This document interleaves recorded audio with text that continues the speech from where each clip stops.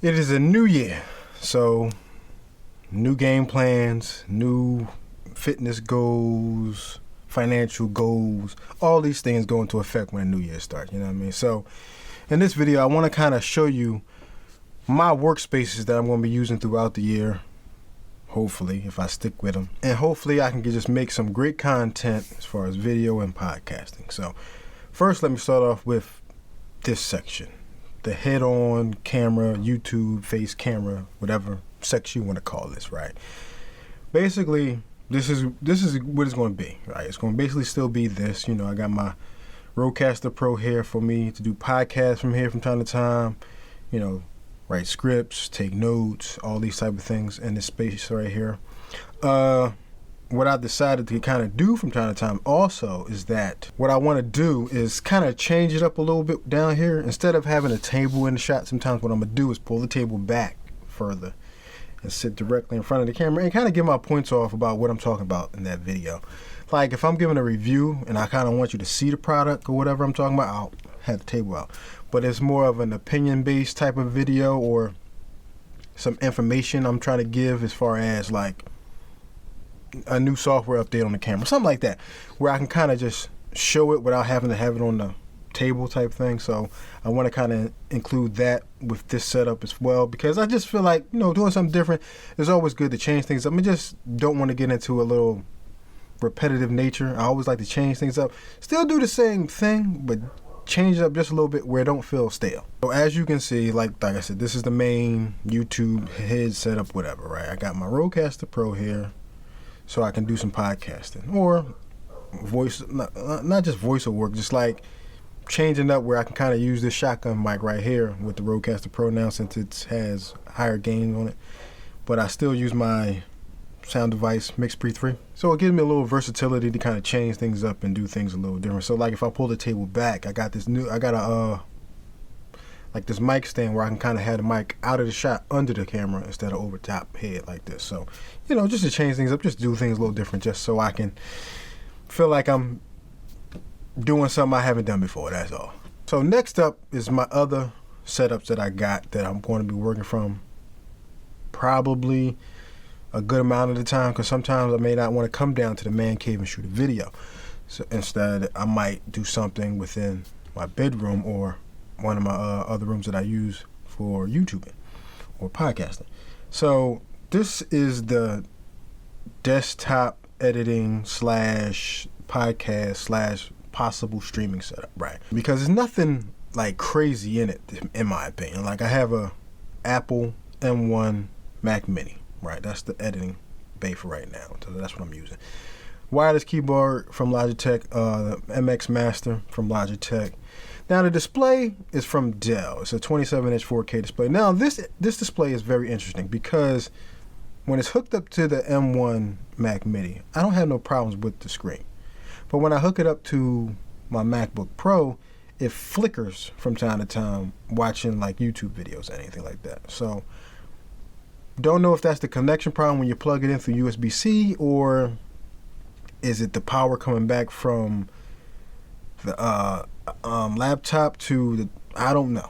So did have a little bit of a flickering problem. Like I said, it doesn't happen with the Mac Mini on there, but it happens with the MacBook Pro. And I have some little things around the desk. I have my little charging station where I charge my phone and my Apple Watch, and I got a little Lenovo smart clock, you know, my alarm, so I can get to work. I also have a Sony MX3. Is that the name? If I'm butchering the name, I'll put in a link so you know it's an old camera. So I take my little thumbnails with that camera. And somebody probably asked me, why not just use the camera that you got? Because I don't have Photoshop yet, so I ain't really been able to condense photos down to, you know, YouTube's thumbnail requirement. So that's why I haven't done it. Now, a new addition that I kind of put on there at the last minute while I was doing this whole new setup is that I got the old Rodecaster Pro 1 on a MacBook Pro stand that I had laying around. I said, let me just throw this together, see if it works. And it's not bad, give me a little extra space to work with. So eventually I'm gonna get into streaming. I said I was gonna do it last year, but a whole bunch of things came up, so I kind of couldn't get it the way I wanted to. So what I decided to do with that, so I can record a podcast at this station, and eventually I'll be doing some streams from there. So this kind of give me some options to work with. And plus, it's the old Rodecaster Pro, still great device and everything. Great for streaming. So all I need now is to get my hands on the A10 Mini Pro, get myself some options with that, because, you know, if I want to do a multicam shot for something, depending on what it is, this allows me to do that. So that's why I have that new old kind of setup with the Rodecaster Pro on that stand, and I got a short SMB microphone. So it's all set up to be able to do all three things, like edit some videos, record a podcast, stream too. So I can kind of do that all with this setup. Let's talk about the next setup. And it's pretty simple and basic in my opinion. This is my MacBook Pro 16-inch with a Rodecaster Pro 2 with a boom arm and a microphone, right? From time to time, depending on the lighting coming out the window on a nice day, I kind of like sitting there because of the light that you get, the natural light that you get. So I decided to kind of make that into a nice little extra setup to kind of get into a comfortable, relaxing mood, depending on, like I said, the weather outside and the sunlight that's coming in. Like I said, it's simple.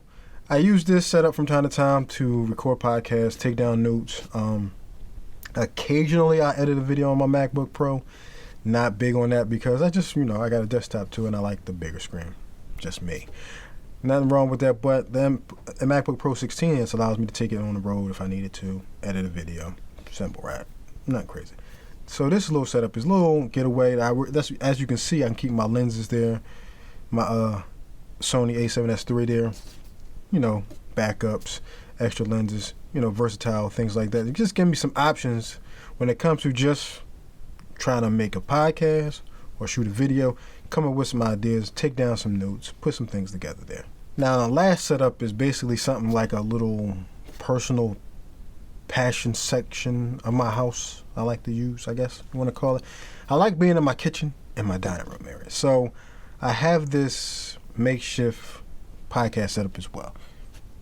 Some people may say it's overkill, but like I had a lot of stuff just laying around and I want to kind of put some of it to use.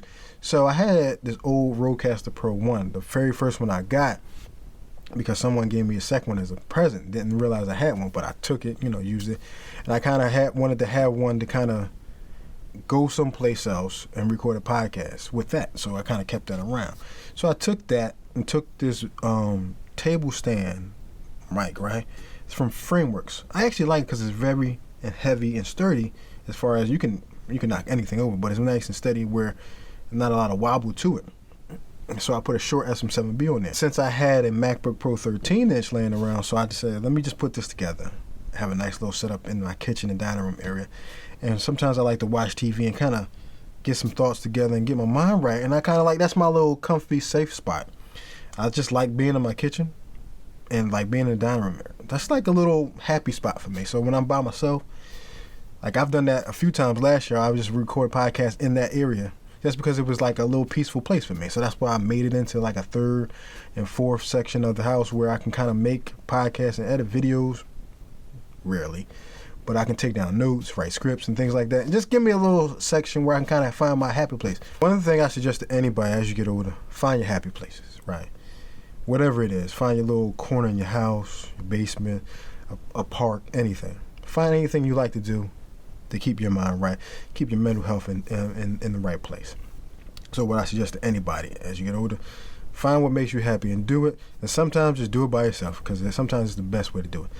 So for me, what I like to do, find a little quiet place in the house with no kids around, when there ain't no kids. Enjoy that time as much as I can.